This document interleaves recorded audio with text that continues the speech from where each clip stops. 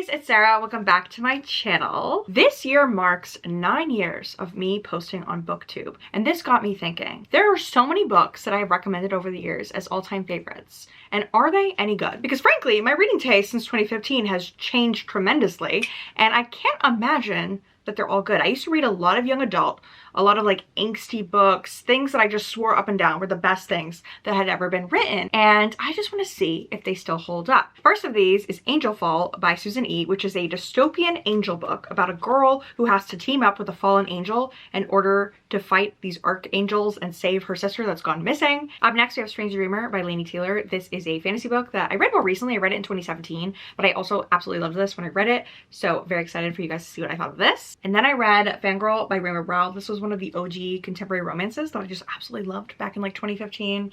I wanted a Levi so fucking bad. It's about a girl named Kath who's going to college for the first time. She writes fan fiction, and it's sort of like a coming of age story. And then finally I reread Clockwork Angel by Cassandra Clare. I have always been a Shadowhunters stan. I read this actually before I joined BookTube, and then I talked about it a lot on my channel in that first year in 2015. And so I had to go back and see if the Shadowhunter books live up because I just loved this so much. Like, Will Herondale was everything to me. But anyway, let's go ahead and get into this vlog and see if these books still are good. This has to be one of like my all-time favorite books, like 5 stars all the way. Penryn is such a great female character. I want to be Penryn's friend. I want to be Penryn. She's so cool, and she's one of those like strong female characters where she's not just stubborn and sarcastic, which she is those things, but like there's a reason for the way she is the way she is. She is. Okay, besties, I have some terrible news about the first book that I have attempted to read. That is Angelfall by Susan E.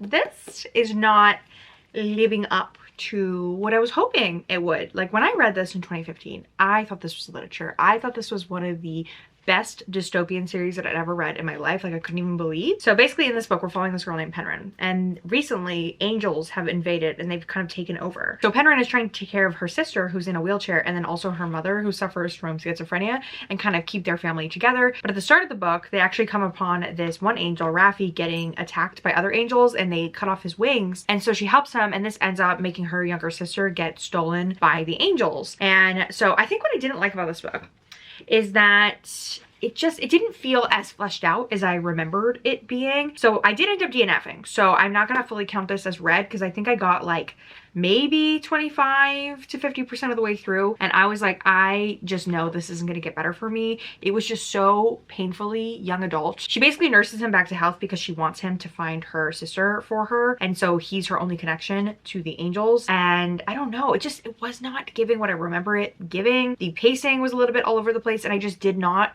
ship her with Raffi at all. I will say that I was listening on audio, and I did not listen to the audio the first time, so maybe the audio was making it so that I noticed the bad writing more than I did the first time. But the funny thing is, the first time I read it, I thought the writing was so good, but it just, I don't know, like there's just one part where she like literally has not even connected with Raffi that much as a character. She was thinking how hot he was, and it was just kind of giving like Kindle Unlimited YA bad writing. And I'm so sad because I really thought that this was gonna live up, but unfortunately it wasn't giving what I remembered it to give. And it's not even that long of a book. I think it's only like 300-ish pages, and I couldn't keep going. I could not keep going. I think unfortunately I have to leave this in the past as something that I used to like, and maybe it could live up for you guys if you had enough nostalgia, but like I didn't even find it interesting at all the second time. I don't really have much more to say about it. I am sad about this one, but unfortunately I'm not saying that it's bad for everyone. Like, maybe you would like it if you're younger, or that you still like YA, and maybe I've just changed a lot as a reader. I don't think I'm gonna re-rate this because I didn't finish it, and I think we're just gonna have to accept that some books are meant to be left in 2015, and this unfortunately is one of them. I was so blown away by how good this book was. Like, I could cry thinking about it. It's so good. And the characters are just my precious cinnamon rolls. I love them so much. And this book is so heartbreaking. Like, it tore my heart out of my chest. Okay, things are starting to turn around because I have reread Strange Dreamer by Laini Taylor, and I loved this. I loved this. This lived up to my memory. The writing in this is, I can't even begin to describe how fantastic it is. You will salivate, you will eat, you will be fed. It is just, it's so good. It is so good. Basically, this is following a guy named Laszlo Strange. He is an orphan and he grows up and ends up working in a library in this big city. He is very obsessed with the idea of this city of Weep. It's kind of like Atlantis. Like nobody really knows if Weep ever existed, and everybody calls him a dreamer because he's constantly reading about Weep and dreaming about what it was like, and he's kind of a scholar of this topic. And then one day, people from Weep actually show up in his city and they're like, hey, we have a problem. Can the best and brightest come back with us to Weep? And then our other main character is a girl named Sarai, and she has a power where she can go to people when they're sleeping and kind of go into their dreams and like do what she wants with their dreams and make them into nightmares and all these different things. And they end up meeting when Laszlo comes to Weep and she meets him in his dreams. And it's this really romantic, whimsical story. I don't really want to give more details because there's a lot of like politics and complexities. If you have ever wanted to read this, like if this has been on your TBR since it came out in like, well, what did it come out? Like 2016, 2017, you absolutely should pick it up because it lives up. I genuinely feel like this reads like adult fantasy. It doesn't feel like young adult at all. The story is complex. The characters are complex. The motivations of everyone in the story are very complex, and like everything about it is just, oh, it's so good. It's mouth-watering. It's amazing. Like I loved it so much. Obviously I remembered everything that happens in this because I have read it before, so there wasn't really any twists or turns for me. But if this is your first time reading it, you will be gagged by some of the things that ends up happening. I know I was the first time I read it, but even knowing what was going on, I feel like I was able to just really take in the story and kind of love it for what it is. Like even though I knew where it was going, it still like hurt on certain parts. Like it made me tear up a little bit. Like I loved this so much. I need to reread the sequel as well because, you know, weirdly I remember everything that happened in Stranger Dreamer, but I don't remember everything that happened in Muse of Nightmares, even though I read that more recently. I think this just stuck out in my mind more. I remember liking this a little bit more than the sequel. I think I liked the sequel, but I definitely liked this more. I love this. I love this. I honestly should have checked in a little sooner while I was reading this. To be honest, I haven't really been in my filming era. I haven't really wanted to film clips lately, so it's been kind of a struggle for me to give you guys updates like throughout this vlog. I'm just like not really in the mood to have makeup on lately, and so I don't know, I've just not been in my filming era. I don't know how else to explain it. Also, when I read all the Amish romance books, it kind of put me in a reading slump, and so it was kind of hard to like get into reading. And then obviously the first reread I tried was Angelfall, and I didn't like that either. So it was just such a pleasant breath of fresh air to read this because all these other books that I've been trying to read lately just like weren't doing it for me. Even some of the Claw Machine books, like I don't know, I just feel like I've read a lot of books that I have not been in love with. So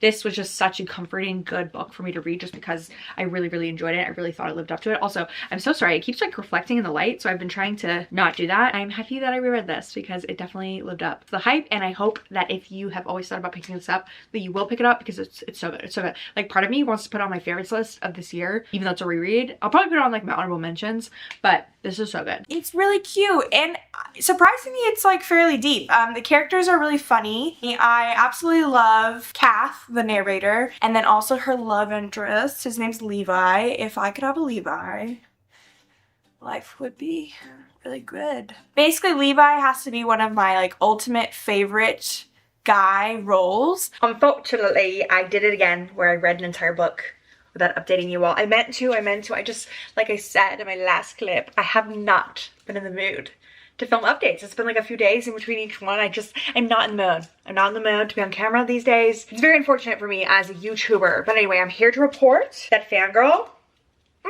it's so good. It lives up to what I remember. Let me tell you something that is my truth. Rainbow Rowell was my OG Emily Henry. Also, I remember back in the day, I want to give credit where credit is due, that a subscriber of mine, I can't remember who, reached out and asked me if she could send me some stuff, and she sent me this like little mini version of Fangirl, and I had it in here because I had the, I think this might be like the Target special edition. It has like fan art in it and whatnot, and it has like a different cover than the other book, so mine is pink instead of green. But I've had this little necklace in here forever because someone sent it to me. But anyway, this is so good.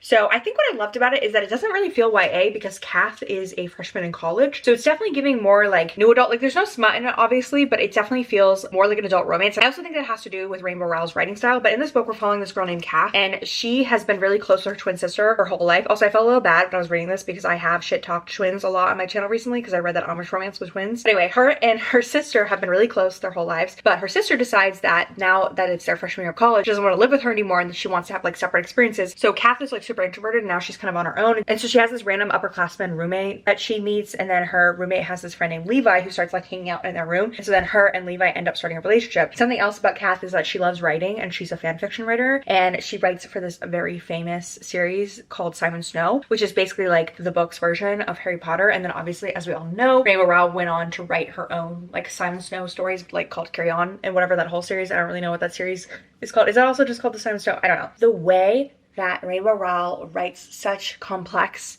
and interesting characters, and I also love the way she describes people, because she describes them so run-of-the-mill. Like, she gives people like very normal characteristics. Like Levi has a widow's peak, and she says something about like his chin and his face like being really flat, and like no one in this book is described as being hot, and I love that so much. Like, if you know any romance books where people are described the way that Rainbow Rowell describes like appearance in this, please let me know. I am beyond excited that Rainbow Rowell has an adult romance coming out this year, because this is so good. Like, it's so good. I cannot even begin to describe. I feel like I'm not even talking coherently about this because of how much I like this. Like, I genuinely want to put this on my favorites list this year because of how much I enjoyed my reread. Like, I have not loved a book as much as I've loved this in so long. I haven't really had very many 5 stars this year, so to kind of experience this again was so amazing, especially because I read this in 2015 and I don't really remember a lot about it. Like, there was a lot of plot points that I was surprised by. Like, I only remembered very little things. I don't know why. And so I'm just so happy that this lived up for me, because this was probably one of the books that I was the least excited to reread. I honestly partially just wanted to reread it to see if I could unhaul it from my shelves. Like, I didn't want to get rid of it unless I like absolutely like was not Live Left Loving. But I loved it so much. I loved the complexity between Kath and Levi. Like, their relationship is not perfect. Like, there's some stuff that happens where I'm just like, oh my god, it felt like so real life, and the characters just felt so vivid and so real. And I don't know, ultimately I loved the characters. I loved everything about it. And I loved Kath's journey. It's very like a coming of age story. At some points it didn't even really feel like a romance. It just kind of felt like we were experiencing Kath on her own for the first time, and her kind of just coming into her own as an adult and having her first kind of adult relationship, because she had never had sex before, and Levi was a couple years older, so he's more like experienced. And I don't know, I just loved it so much. My favorite thing about the Infernal Devices is that it's not just about the Shadowhunter world, but it's also set in Victorian England, and it has a little bit of a steampunk vibe, and it just hits you in the feels. It's when most of the stuff happens, and so many things, just so many things. What could I even say? Okay, besties, I have some decent news. Number one, I'm actually giving you a mid-book update. And number two, I'm actually kind of enjoying Clockwork Angel by Cassandra Clare. If you were not here in 2015, then you might not know that I was a huge Infernal Devices fan. Like, I loved this series. This was actually the series that made me join BookTube. Basically, if you want to know some Sarah lore, in 2015, I left a religious cult. I actually have a video about it if you want to watch it. And I had no friends. And so I was reading a lot of books. I was just going to the library like all the time. I was in college and I was just very lonely. Like, the girl that I was living with, that I used to be best friends with, was like giving me the cold shoulder. Books were really my only company. And so I went to the library and I found the audiobook for Clockwork Angel. And so when I started it, I was like, wow, this really reminds me of that movie with Lily Collins. Lo and behold, this is actually a prequel series to The Mortal Instruments, which is kind of funny that I didn't know that. And so then I was like, I wonder if people on YouTube are talking about this series. So I looked it up and I found some reviews from some booktubers, and then that led me to Kaz from Little Book Owl, and she had a video that was called How to BookTube, and I watched it. And my whole life I'd always wanted to be a YouTuber, because I was, I believe, like a sophomore in high school when YouTube came out in like 2006, 2007, and I used to watch so many vloggers and people who made like funny little videos like on their webcams, and all I ever wanted in this world was to be one of them. Like, I actually did used to have a YouTube channel and I uploaded a couple of videos, but I have since deleted it. I kind of wish I hadn't deleted it so that we could like react to it together. I just kind of always felt like I had a personality and creativity to like share with people. So this series is really what catapulted me into doing this. So I have a lot of nostalgia for this. But for those of you who don't know, like if you live under a rock and you've never heard of Cassandra Clare is a very famous author because she has written this whole Shadowhunters world, where basically Shadowhunters are demon hunters that have angel blood. And so her original series was The Mortal Instruments, obviously, which consists of 6 books. I don't really like The Mortal Instruments. I don't find it to be her best writing, especially because it was her first series. The second 3 books, in my opinion, are better than the first 3, but overall, I just wasn't really vibing with it. It took me like over 2 years to read that whole series, but this, I binged all at once. I actually read it right before I got my channel, so I don't really have a lot of footage of me talking about it. The one reading wrap up that I have where I talked about this was completely blurry, but I still posted it anyway. Beyond that, all I have to say is Will Herondale. Essentially, going down memory lane and watching my old videos made me wonder why anyone has ever subscribed to me. I feel that I was not very good at talking to a camera, and my book reviews were so not detailed. Like, when I was watching all the clips, I was like, girl, are you gonna say anything of substance about the book? I feel like Strange the Dreamer was the only one that actually was a good review, because I did that in like 2017, so I'd had my channel for a couple years at that point. But anyway, I am rambling and not really talking much about this book. But like I said, it has to do with like demon hunters. We're following our main character, Tessa, who is American, and she's coming to London because her brother lives there, and he sent her a note and some money to bring her over because they both are orphans and their aunt recently died. So when she's on her way to see him, she gets kidnapped by these women called the Dark Sisters, and they turn out to be demons, and they teach her that she has this power that allows her to turn into other people, and it's a very like coveted power, and so someone is kind of after her for it. And then she gets saved by this guy named Will Herondale, who is a shadow hunter, and there proceeds to be a love triangle between her and Will and this guy Jem, who is Will's like fighting partner. This book elicited so many feelings in me when I was younger. I think I was 23 when I first read it, and I was in love with Will Herondale. I don't love the implications of being someone in my early 20s who was loving YA characters. I didn't really think about that at the time. I feel like it used to be so normal to be like, this is my book boyfriend, blah, blah, and I didn't really think about that. Now, not so much. I don't really love that it is YA or that they're teenagers. And I will say this time around, I'm not as in love with Will. He's fine. I don't feel all the feelings that I felt at the time. That was such a sentence. Feel all the feelings that I felt. Similar to Strange the Dreamer, I actually remember everything that happened in this book, even though I read it so long ago. I don't know. There's just something about this series that has really, really stuck with me. So there's not really anything that's like surprised me while reading this, except for the fact that I'm not really into Will Herondale as much as I used to be. I don't know. I just don't really feel like I have all that angst in me. It's very rare that I like read a book and I'm just like, oh my god, the man in the book. It's just not really like my MO anymore.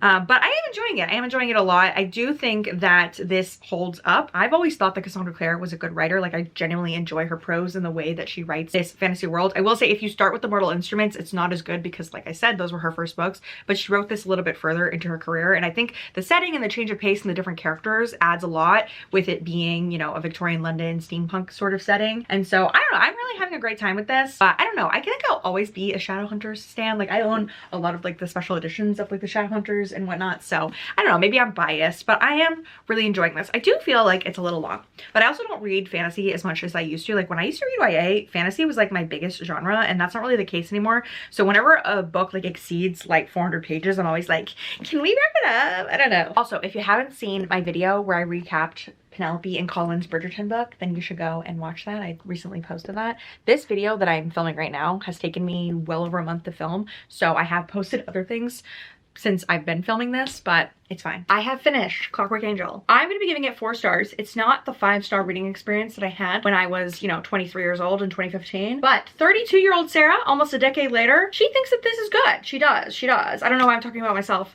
in third person, but I did really enjoy this. But I do have to echo what I was saying earlier, which is that I don't love Will Herondale as much as I once did. I think maturing is realizing that you actually might be Team Jem. I used to be so into the bad boy characters, and every piece of media that I watch, whether it be like TV shows or books or whatever, I was always like, oh, that one, the one with issues, I love him. The first time I read this, I was so staunchly Team Will that I didn't even consider Team Jem to be an option. But now I'm kind of looking at Jem like, okay. Like, I wasn't anti-Will in this, but I was also like, ugh, so much angst regarding him, so much baggage, just a lot going on there. And he was very, very mean to Tessa in this book. As you know, if you've read this before, there's a lot of stuff that goes down. There are reasons why Will is the way he is. But I don't know, now having reread it, Jem is looking better and better, and so I'm a big fan, big fan. I do think that I will read the sequel to this. I don't know when, but I probably will try to read it eventually, because I think it would be fun to reread the whole trilogy. I don't know if I'll go back and reread like all of the Shadowhunter books, because there are far too many, but I definitely could see myself rereading The Dark Artifices and maybe